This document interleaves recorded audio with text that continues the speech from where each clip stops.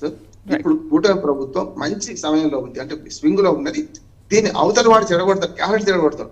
ఇప్పుడు నిశ్చలమైన నీళ్లలో రాయి వేసినట్టు, లేకపోతే అశుద్ధం మీద ఒక రాయి వేస్తే అంత మీద చేస్తాం, మనం కడుక్కోవాల్సి వస్తాం. కాకుండా కూటమి ప్రభుత్వం నిర్మాణాత్మకమైన సూచనలు తీసుకోండి, నిర్మాణాత్మకంగా వివరించండి. జగన్మోహన్ రెడ్డి ట్రాప్లో మరొకసారి పడుతుందని అంటున్నాడు. రైట్. అజయ్ గారు, ఇప్పుడు 10 ఏళ్ళు అయినప్పటికీ కూడా ఇంకా ఈడీ కేసులు అలాగే ఉన్నాయి.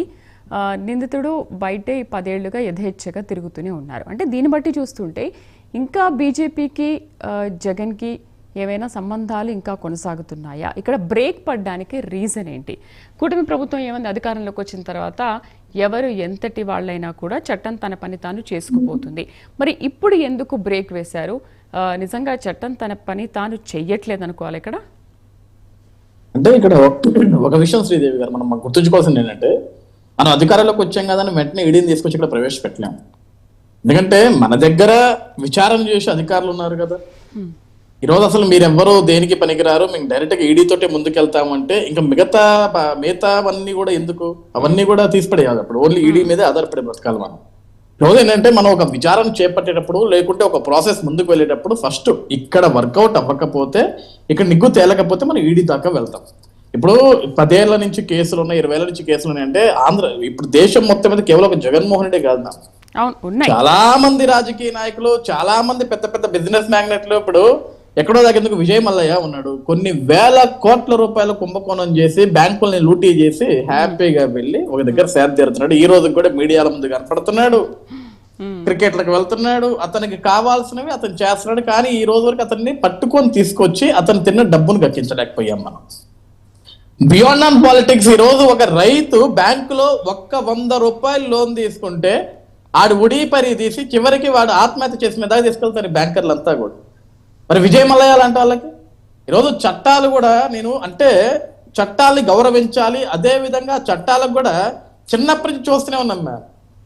అంటే ఇప్పుడు కేసులు ఎన్నేళ్ళైనా కొనసాగుతాయి అజయ్ గారు. ఇప్పుడు మనం వదిలేస్తాము విజయ్ మాల్యా ఇలా తిరుగుతున్నాడు, జగన్ ఇలా తిరుగుతున్నాడు అని అంటే ఇలాగే వదిలేస్తూ ఉంటే ఇంకా పాపాల చిట్టే పెరిగిపోతూనే ఉంటుంది, పాపాలు చేస్తూనే ఉంటాయి. బేసికల్ గా ఎవరిని కూడా వదలకూడదు. ఇప్పుడు నేనేమన్నా అంటే రాజకీయ నాయకుల్లో ఈ రాజకీయ పార్టీ ఆ రాజకీయ పార్టీ కాదు, చట్టం అందరికీ ఒకటే విధంగా పనిచేయాలి. కానీ రాజకీయాలకు చుట్టంగా డబ్బులకు చుట్టంగా పనిచేస్తుంది అంటే చట్టం సామాన్యుడికి ఎప్పటికి కూడా పని చేయదు కదా. నేనేమంటున్నాను, ఈ రోజు ఒక బిగ్ షాట్ అరెస్ట్ అయ్యాడు అనుకుంటున్నాను, వేలాది మంది లాయర్లు తరలిపోతారు అతని కోసం. నాలాంటి ఒక సామాన్యుడు అరెస్ట్ అయితే ఒక లాయర్ రావడం కోసం యుద్ధం చేయాలి, ఎత్తుకు రావాలి ఎక్కడెక్కడెక్కడెక్కడెక్కడ. అంటే ఒక సామాన్యుడికి ఒక బిగ్ షాట్ కి ఉన్న తేడా. ఆ బిగ్ షాట్ మంచి చేస్తాడా చెడు చేస్తాడా అవన్నీ అందరికీ తెలుసు, కానీ బిగ్ షాట్ ఇదే బిగ్ షాట్, సెలబ్రిటీ ఇంకా అంతే. అజయ్ గారు ఒక్క మాట క్షమించాలి, ఏంటంటే నేను ఏమన్నది ఈడీని ఎక్కడ రమ్మంటున్నాను, రావాల్సిన చోట రమ్మంటారు. అందుకే సిట్ అనేది మన రాష్ట్ర ప్రభుత్వం చేసుకున్నది, స్పెషల్ ఇన్వెస్టిగేషన్ టీం కదా. లిక్కర్ కేసులో ఈడీని రమ్మంటున్నాను, అన్ని కేసులు రమ్మంటున్నాను. అదే సార్, ఎందుకన్నా అంటే ఆల్రెడీ సిట్ విచారణ జరుపుతుంది. డెఫినెట్ గా ఈ కోణంలోని ఈడీ కూడా ఎంటర్ అవుద్ది. ఈడీ ఎంటర్ అవ్వకుండా అయితే ఏముండదు. మనకి తెలంగాణలో ఏ విధంగా అయితే ఈడీ ఎంటర్ అయిందో, ఢిల్లీలో ఏ విధంగా అయితే ఈడీ ఎంటర్ అయిందో, ఏ విధంగా వాళ్ళకి శిక్షార్హులు అయ్యారో ఆంధ్రప్రదేశ్ రాష్ట్రంలో 100% 100% ఈడీ ఎంటర్ అవుద్ది. ఎందుకంటే మద్యం కుంభకోణం అనేది చిన్న కుంభకోణం కాదు. ఈరోజు ఢిల్లీకి మించిన కుంభకోణం, భారతదేశంలో పెద్ద కుంభకోణం మద్యం కుంభకోణం.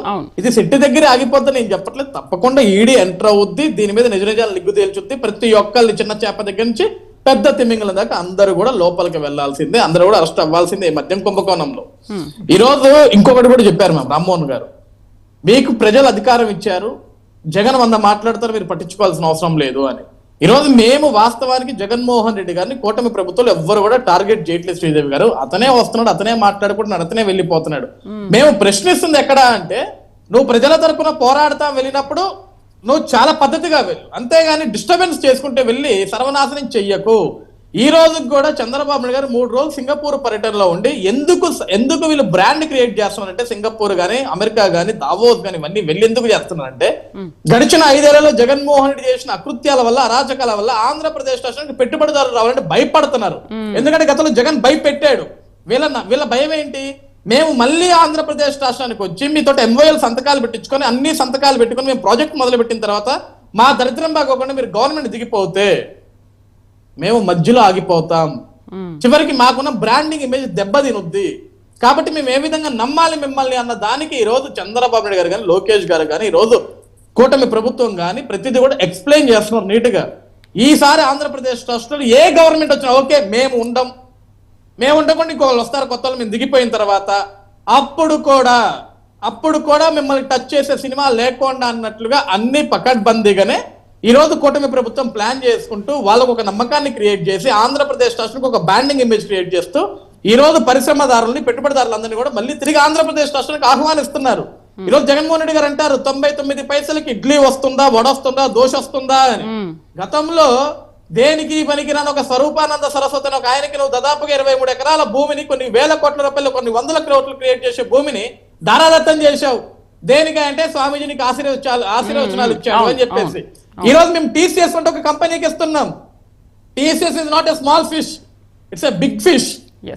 అటు ఒక కంపెనీకి కొన్ని వేల మంది కొన్ని లక్షల మంది ఉద్యోగస్తులు ఉన్నారు, కొన్ని వేల ప్లేసుల్లో కంపెనీ ఉంది, ఎస్టాబ్లిష్మెంట్ నడుస్తుంది. అటువంటి ఒక టీసీఎస్ ఆంధ్రప్రదేశ్ రాష్ట్రంలో పెడితే ఈ రోజు దానివల్ల ఎంత ఎంప్లాయ్మెంట్ క్రియేట్ అవుతుంది, ఈ రోజు అఫీషియల్ గా ఎంత ఎంప్లాయ్మెంట్ క్రియేట్ అవుతుంది, ఈ రోజు దాన్ని కంపెనీ బేస్ చేసుకొని చుట్టుపక్కల ఎంత ఎంప్లాయ్మెంట్ క్రియేట్ అవుతుంది, ఎంత రెవెన్యూ క్రియేట్ అవుతుంది, ఇవన్నీ కూడా జగన్మోహన్ రెడ్డి గారికి అర్థం కావట్లేదు. మేము మొన్న కూడా ఆయన గుడ్ మార్నింగ్ మాజీ ఎమ్మెల్యే ఉన్నాడు కేతిరెడ్డి, ధర్మవరం మాజీ ఎమ్మెల్యే, ఆయన మళ్ళీ ఏమన్నాడు, అమరావతిలో క్వాంటమ్ వ్యాలీలు ఆర్టిఫిషియల్ ఇంటెలిజెన్స్ ఎటువంటి వ్యాలీలు ఉండవు, ఇక్కడ ఉండేది కేవలం ఆక్వా వ్యాలీ, చేపలు పట్టుకోవటమే అని.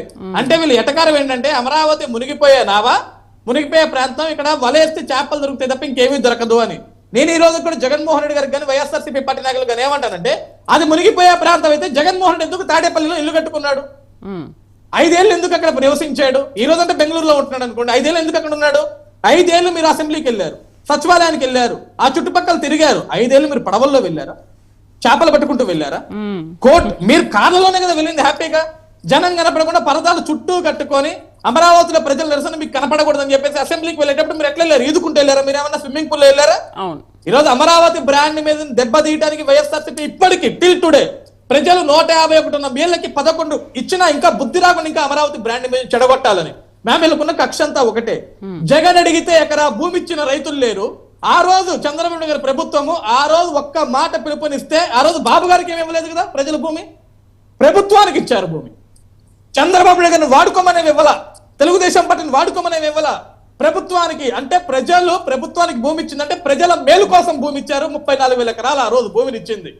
అది దాన్ని ప్రజల కోసం వాడమని చెప్పి ఇచ్చారు, రాష్ట్రం కోసం వాడమని ఇచ్చారు. అంతేగాని జగన్మోహన్ రెడ్డి గారు చెప్పినట్లు మేము మొత్తం దోచేసాం తినేసామంటే, మేము దోచేసాం తినేసంటే నువ్వు గడిచిన 5 ఏళ్లలో వాటి మీద మా మీద చూపించి మమ్మల్ని అరెస్ట్ చేయాలి. అక్రమ అరెస్టులు మేము ఈ రోజు మాజీ మంత్రులు ఆ రోజు కుల రవీంద్ర గారిని కానీ, అచ్చెన్నాయుడు గారు కానీ, దేవినేని ఉమామేశ్వరరావు గారిని కానీ, ధూళిపల్లి నరేంద్ర గారిని కానీ ఈ విధంగా ఎందుకు అరెస్ట్ చేశారా అంటే ఎవరి దగ్గర ఎటువంటి ఆధారాలు లేవు. కానీ ప్రశ్నించే గొంతులు వీళ్ళంతా జగన్ చేసే అరాచకాల్ని ప్రశ్నిస్తున్నారు. అంటే అరాచకాల్ని గొంతు మోయడానికి వీళ్ళందరూ అరెస్ట్ చేసి జైల్లో వేశారు. వాళ్ళ అభిప్రాయం అలా లేదు కదా. వాళ్ళేంటి మీరు అప్పుడు వాళ్ళని అరెస్ట్ చేశారని చెప్పేసి ఇప్పుడు కక్ష కట్టారు, ఖచ్చితంగా కక్ష కట్టి అరెస్ట్ చేస్తున్నారు, ఎటువంటి కేసులు లేవు, అన్యాయం ఇదని అంటున్నారు కదా. నేను అదే అంటున్నా మ్యామ్. ఇప్పుడు కక్ష సాధింపు అంటే ఏంటి? ఆ రోజు దేవినేని ఉమామేశ్వరరావు గారిని కానీ, కొల్లు రవీంద్ర గారిని కానీ, అచ్చెన్నాయుడు గారిని కానీ, ధూళిపల్లి నరేంద్ర గారిని కానీ, ఇంకొకరిని ఎట్లా అరెస్ట్ చేశారండి వీళ్ళందరూ వెళ్ళి? చివరికి చంద్రబాబు నాయుడు గారితో సహా అర్ధరాత్రి వెళ్లి బస్సులో పడుకున్న వ్యక్తిని దింపి ఎటువంటి నోటీస్ లేకుండా ఇష్టానుసారంగా తీసుకెళ్లిపోయారు కదా. ఈ రోజు మేమేమి పోలీసులు వెళ్లి విచక్షణారహితంగా ఇళ్ల మీదకి వెళ్ళి దాడి చేసి తీసుకురాట్లా, నోటీస్ ఇస్తున్నారు, పిలుస్తున్నారు, మాట్లాడుతున్నారు. విచారణలో పోలీసులకు రావాల్సిన అధికారులకు రావాల్సిన సమాచారం రాని పక్షంలో కోర్టు ముందు హాజరుపరుస్తున్నారు. ఉన్నత న్యాయమూర్తి ఇచ్చే స్టేట్మెంట్ జస్టిస్ ప్రకారమే వాళ్ళు అరెస్ట్ అవుతున్నారు తప్ప మేము తీసుకెళ్లి లోపల ఎట్లా. ఉన్నత న్యాయమూర్తి ఇచ్చే తీర్పు వల్ల, జడ్జి గారు ఇచ్చే తీర్పు వల్ల వాళ్ళు జైలుకి వెళ్తున్నారు. వాళ్ళ దగ్గర నీతి ఉంటే, వాళ్ళ న్యాయవాదులు పోరాడే తీరు ఉంటే దాని బెయిల్తో బయటకు వస్తారు. వాళ్ళ న్యాయవాదుల దగ్గర కూడా స్టఫ్ లేకపోయింది అనుకోండి, జైల్లోనే ఉంటారు. రైట్. శివపార్వతి గారు, ఇప్పుడు ఈ యాప్లో నాయకులు కార్యకర్తలకు జరిగిన అన్యాయాన్ని అప్లోడ్ చేయాలంటున్నారు.